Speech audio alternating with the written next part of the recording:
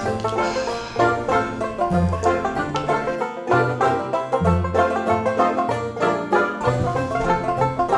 everybody, how you doing?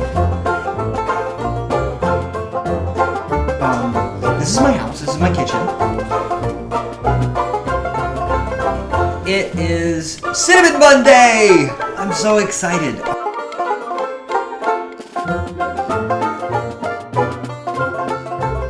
Let's start with something very simple, something very basic. How do you clean your kitchen, get it ready to cook in? It is amazing to me how often I see students in our kitchen at school start cooking before they've cleaned anything. Now remember, there's two steps to cleaning, right? There's the actual removal of dirt and grease and grime and that kind of thing. They use detergent for that, soap. Soap has special alkaline compounds that break down dirt and grease. Great, spectacular, but they haven't killed bacteria. The bacteria is still there. It's not a safe place. Instead, what they have a tendency to do is they'll just start cooking. They'll wipe it down. It looks kind of clean. Yay. But it's not. Now, at your house, you probably don't have like an automatic quaternary dispenser like we have at school. Quaternary is the formal name for the kind of sanitizer that we use in professional cooking. Sometimes they just call them quats. They come out in two ways. You can have the automatic dispenser like we have next to our 3-compartment sink. You can have the little blue tablets, the Stearamine blue tablets that you drop into a bucket of sanitizer, one of those red sanitizer buckets, and you let it dissolve. It turns the water slightly blue so that you know it's not regular water. And that quaternary is good for about 4 hours. Got to do it into cool water, you know. But if you're at home, you may not have an automatic sanitizer dispenser. You probably don't have any Stearamine tablets. So how do you sanitize, kill germs? Now, in this age of coronavirus, killing the germs is really important. But there's a way to do it safely. And here's how you can do it safely. I want to make sure I get the name right because, yeah, you know. Okay, so there's this guy. His name is William McGlynn. He's a food scientist.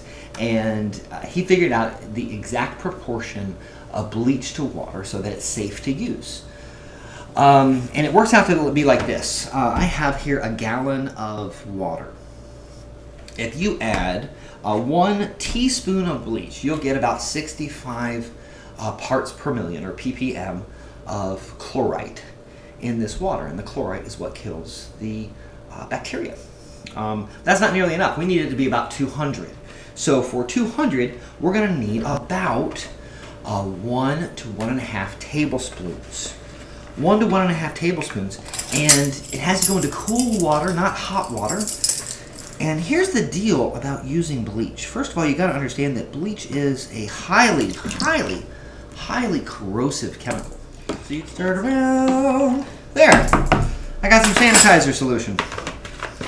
Let me sanitize this area before we start cooking. A couple other things is you got to make sure that you're using pure bleach. Pure bleach. It can't be adulterated in any way. So you know those bleach that smell like lavender or flowers or whatever the hell? Don't use those. Don't use those. If it's thick, if it's one of those thick pour bleaches, don't use that. Those are additives that have been added to the bleach. Those additives are going to keep the bleach from doing its job. Plus, they contain some chemical compounds that are bad for you.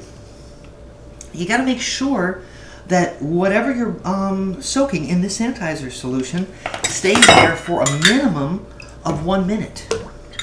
1 full minute. If it's metal, you soak it and then you immediately are going to rinse it. So I'm going to let my metal stuff soak here in my sanitizer solution. All the things that I'm going to use to cook today, I'm going to stick them right in there. And we're going to let them soak for 1 full minute. Bam. While that's happening, I'm going to use that solution and I'm going to wipe down all the area where I'm working. This is important. It needs to be wiped down just enough to where you can see the sheen of the liquid on the surface. I know this is basic, and some of you, especially my advanced students, are going, Chef Bates, this is stupid, we do this all the time. Well, actually, no, sometimes you don't. You have been known to forget it. And you know who you are. You know. Once it's soaked for a full minute, we're going to rinse it. Now, you can use the same exact solution to clean fruit and vegetables. Now, when you go to the produce market, let's say you go to Publix, 100 people have touched that fruit with their grubby, nasty, disgusting, slimy, who the heck knows where it's been hands. I don't know where those fingers have been.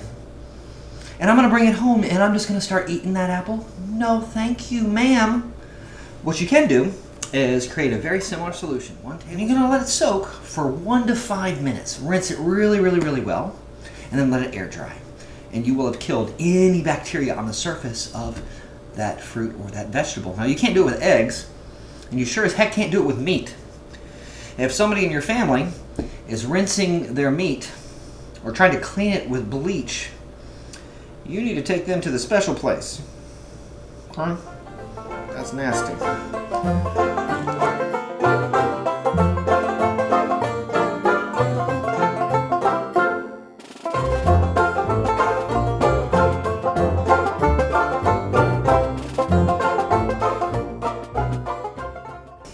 Today what we're going to be doing is, we got a lot of stuff going on actually.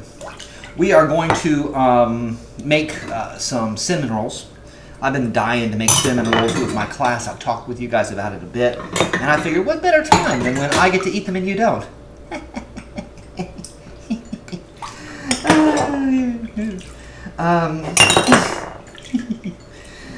It makes me happy. Cinnamon rolls are interesting. They're interesting and they're challenging. And here's what makes them challenging. We're making a type of bread, a sweet bread, also known as an enriched bread. What makes it an enriched bread is the fact that we're adding eggs, and we're going to add butter, we're going to add heavy cream, and we're going to add sugar. We're adding a lot of stuff to it. Traditionally, bread has just water, yeast, flour, and salt. That's it. By enriching it, we make it a little bit more challenging to work with. We'll be adding a number of things so that we'll end up with a very soft dough. Fun fact about cinnamon rolls. They come from Sweden. And the actual name is, I'm going to destroy this, cannabule.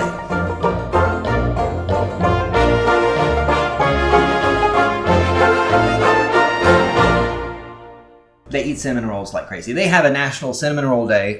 It's October 4th. And according to, this is crazy, Swedes each person eats 316 cinnamon rolls a year. That's almost one every day. They have a specific time of the day that is designated for eating cinnamon rolls and hanging out with friends. It's in the afternoon. I'm not even going to try to pronounce that because my Swedish is terrible. But cinnamon rolls are amazing. The way they make them is a little different than the traditional American cinnamon roll, like the Cinnabon cinnamon roll.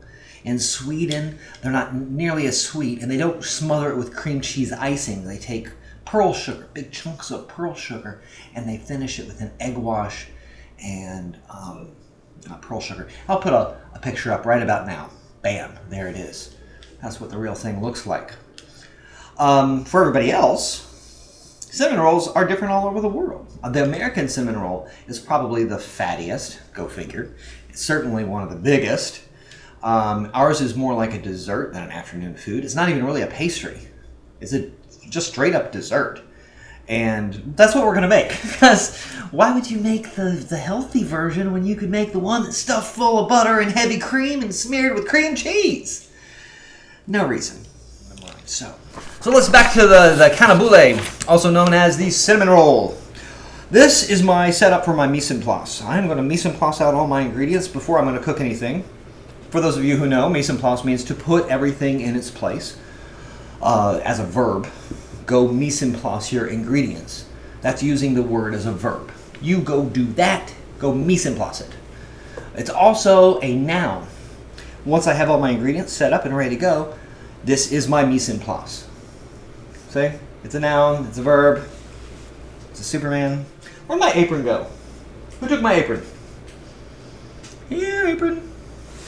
I don't want to get flour all over my clothes.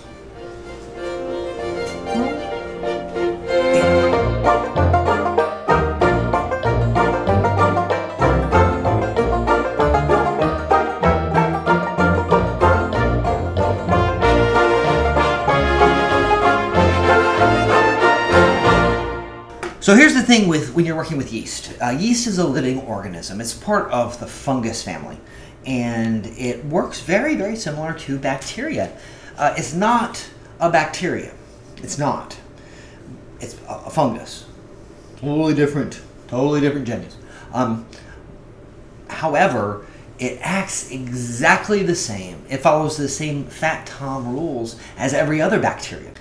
So what we're going to do is we're going to create the perfect environment for bacteria to grow, or in our case, yeast. Because cinnamon rolls rise because of the action of yeast. Now, see, the way yeast works, it's a living organism, and it eats sugar, and it poops out carbon dioxide and some flavor compounds. The reason that bread tastes so amazing is because of the action of the yeast eating up sugar, working away at some starch and some gluten strands to shorten them, and pooping out carbon dioxide, which is what makes it rise. You get that wonderful lift in your bread, that light fluffiness, because of yeast. We're going to be working with yeast. Remember, there's a couple other leaveners we could use too. This leavener is the only living one. And the recipe, where's my glasses? And the recipe, it calls for, we're going to take a cup, a volume cup. I'm going to use this pint measurement. And when you're taking a measurement like this, what you're going to do is you're going to put it flat, and then you're going to squat down. I'm going to go completely out of the shot, aren't I? And then you make sure that you're at the cup mark. Because it looks good coming down here, but it's not. This is a good quarter of a cup too much water. Still too much. Grandma said just right. To this, I'm going to add 1/3 of a cup of my Baker's Special dry milk. Now, I could use scalded milk for this. I could. It would change the flavors some. We'd get a little bit more caramelization flavors. But that's a big hassle, and I don't want to go through it because that's not what we're here to learn about today. When you're using Baker's Special dry milk, what you do is you actually pack it in. Pack. And look at that. Isn't that delicious? It looks like, well, sand. It's about the color of sand. We're going to mix that in, and we're going to add our yeast right on top of that. And for this, it's 2½ teaspoons of yeast. So to measure correctly, you measure it all the way up, and then you shake off the excess. That's 1. That's 2. And then you need to use a half. Hey, by the way, fun measuring tip. Do not use it and guesstimate. Don't use a teaspoon and guesstimate what half of it is. Find a spoon ring that has a ½ teaspoon measure on it, for God's sakes.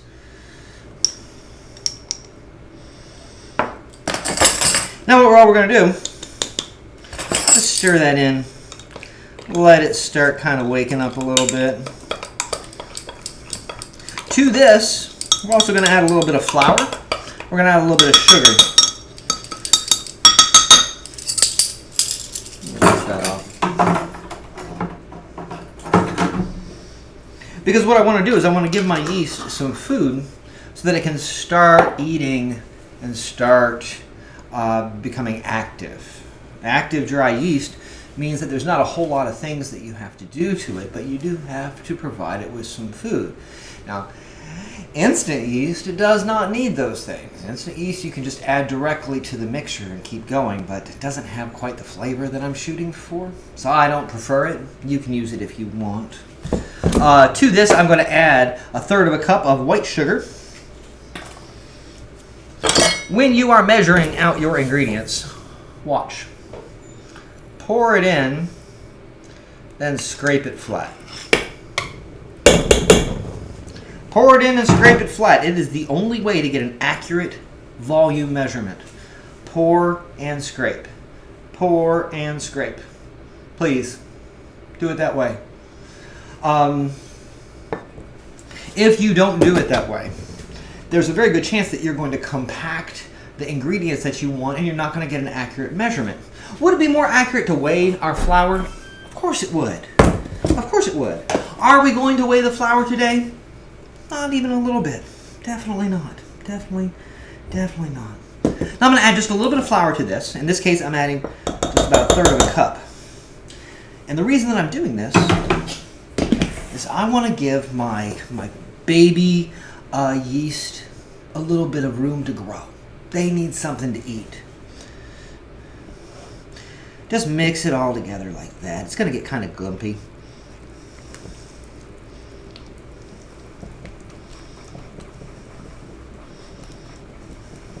In French, they call this the préferment, or the pre-ferment. What we're going to do is we're just going to let this sit off to the side and proof. Proof! What do I want this to prove to me? I want it to prove to me that the yeast is active. I don't want to get all the way through every other element, putting it all together, stick it into my proofer, and try to get the dough to rise. If I've got a batch of dead yeast. Yeast doesn't last forever. It's a living thing. Doesn't last forever. Alright, see that gloopy mess right there? That, it's beautiful. What I'm going to do is I'm going to set that off to the side, I'm going to cover it, and I'm going to let it get up to, just let it sit, probably about 10, maybe 15 minutes, maybe even 20 minutes, but it's going to get light and fluffy and foamy. It's going to let me know that it's alive. Ta-da! While that's happening, we're going to go ahead and get the rest of our ingredients together. We've already got our 2 eggs. We put in slightly more than a third of a cup of flour, so we need to do slightly less than 4 cups. For that, I need a spoon. Remember when I was talking, I said it's important that when you're measuring your ingredients that you kind of pour off to the top, let it fall in, and scrape it flat. It is impossible to do that if you're dumping your cup into the flour. Let me show you what I mean. Or, pardon me. Let me show you what I never want you to do ever in my kitchen. I will yell at you.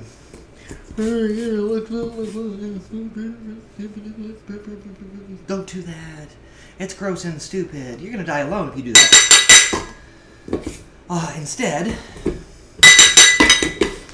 use the scoop, pour it in, scrape it. This is my 3rd cup. And remember, I got a third of a cup already in there. So I'm going to do slightly less than 4. There. I hate this mess. This mess bothers me. I'm going to borrow you for a second. Ooh, check that out. The yeast is already starting to work. See those little bubbles? The yeast is in there eating up sugar, farting out carbon dioxide. It's already happening. While that's working, we're going to add some butter. Now, one of the things that we do a lot in baking, constantly in baking, and we do it frequently in all of our batch cooking, is we use digital scales. Digital scales are the lifeblood of the commercial kitchen, and they are an absolute necessity for every pastry chef. To use it, zero in and focus. You're going to press the big red on-off button. This is one of ours from school. Press the red on button. The recipe calls for 1 stick of butter, otherwise known as half a cup. Now, half of a cup, half a cup of butter. Well, let me back up a second. At home, you very typically are going to get your butter in sticks. It looks kind of like this. Not exactly, but kind of like this. Like a stick of butter. And 1 stick of butter is half of a cup. In the kitchen, we use big pound blocks of butter. Each pound block of butter is 2 cups. So 1 stick is half a cup, which means that it's 4 ounces. The easiest way for us to figure out how much is 4 ounces is we're going to put a measuring vessel on our digital scale. Once it's on there, we're going to press the tare button. The tare is a French word, and it means to get rid of, that which is unnecessary.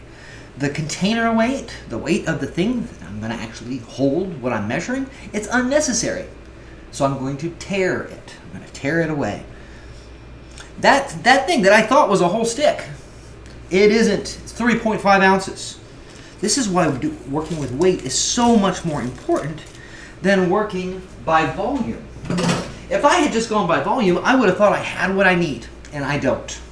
So I'm going to put this on there, and maybe that'll give me 4. Give me 4. Oh, give me 4.2. 4.0 exactly. So this is half a cup of butter. It doesn't matter what it looks like. Sometimes looks can be deceiving, right? I've been to homecoming. Looks can be deceiving.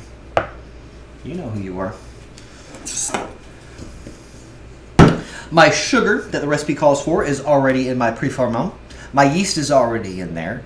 The flour's over here. I've got my 2 eggs. They're ready to go. And that's it.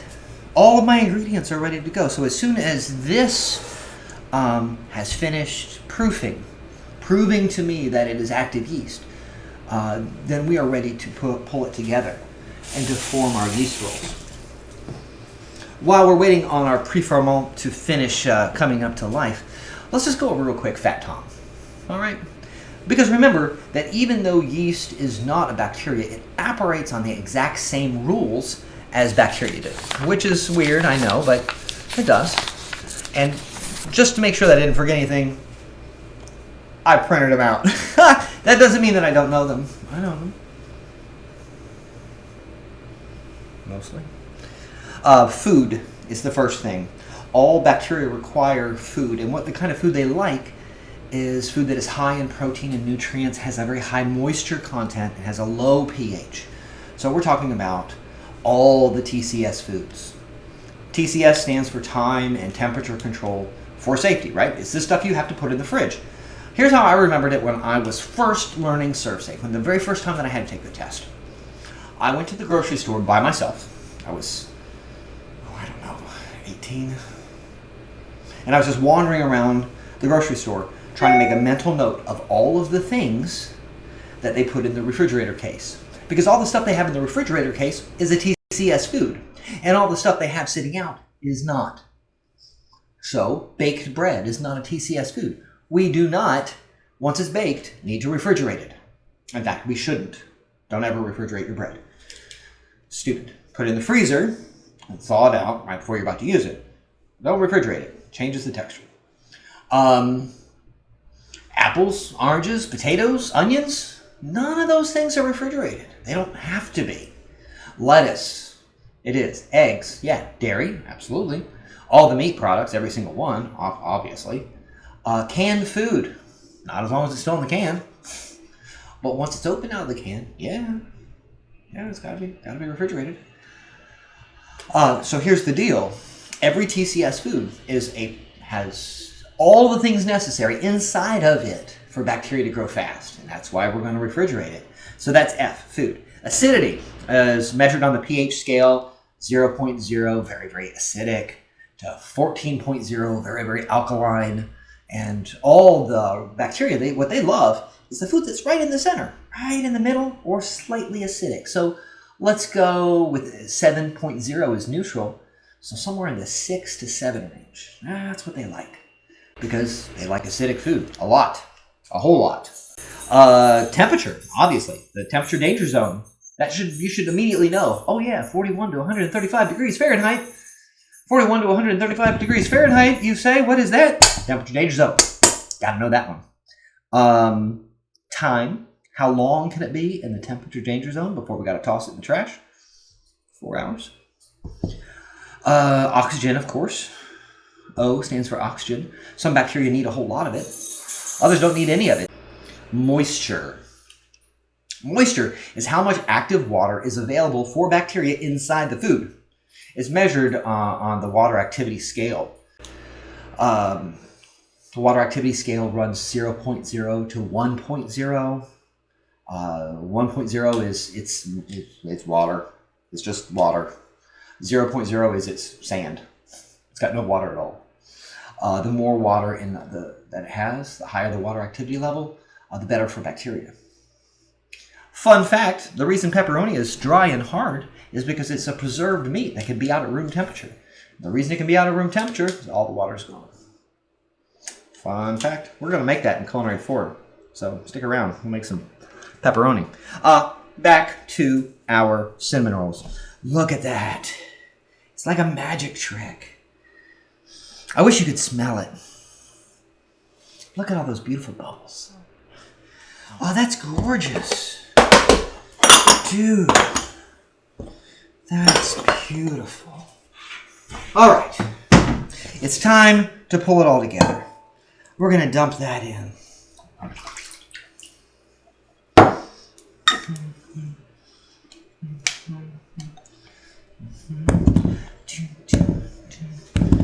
We're gonna add our eggs.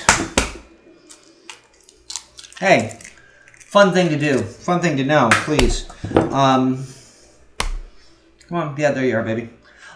When you're cracking your eggs, try to avoid cracking them this way. You'll push the edge of the shell up in.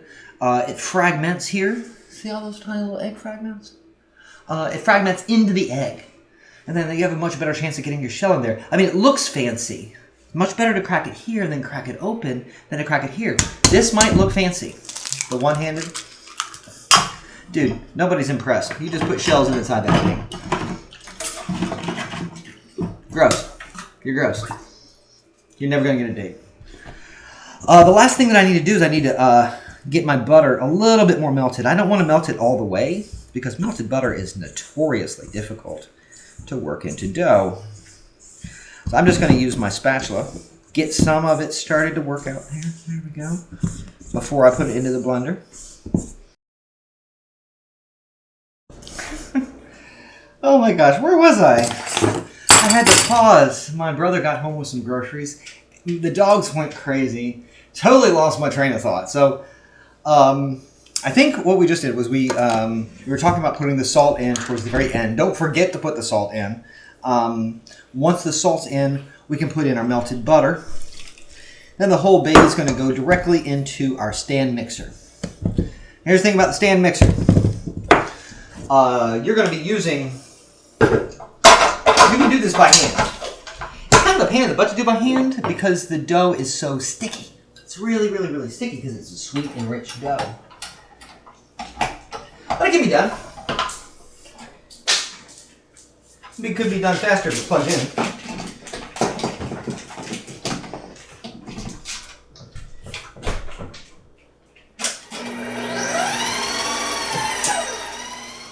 And we're done.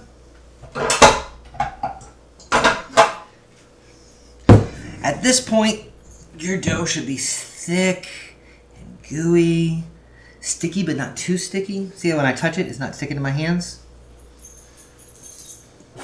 This is beautiful. This is very close to a brioche roll. Brioche is a soft French bread. The Austrians have a very similar bread. It's wonderful. It's called Viennese de Pain, or Pain Viennese. Pain Viennese in French, because you know the French have to do everything just a little differently. With a bowl scraper, you can pull it right out of the bowl. You'll leave your bowl almost completely clean. Isn't that pretty? Ah, it's beautiful. What a beautiful dough. The consistency is great. I've gotten into the habit. They're fighting. My dogs are fighting. What are you doing, ma'am? Inappropriate. Inappropriate. Of touching the dough. Of feeling for any crunchies. Because my kids, what are you? Are you here to help? You want that? Want some dough? I have to wash this now and sanitize it. You know this, right? Okay, go away. Go away. Go away. Go on. Shoot. I gotta cook. So I need to put this dough into my proofer. And a proofer is simply steam-controlled heat. We're talking 90 to 110 degrees. And the easiest way to do a proofer at your house is to take a pan of water, like I have over here, bring it up to a boil, put it into the oven underneath where you want your bread to rise. The heat from the steam will get the entire oven up to about 90 degrees and will hold it there, and the steam will keep your bread from forming a crust. It's the cheapest way to proof your bread. So you put in your steamer.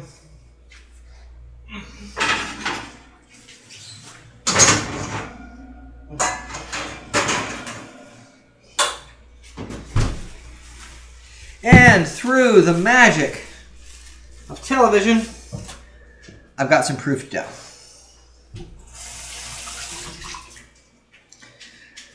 It's doubled in size. I've got some nice light little holes on the top. I wish you could smell it. I wish you could smell it. It smells. Oh.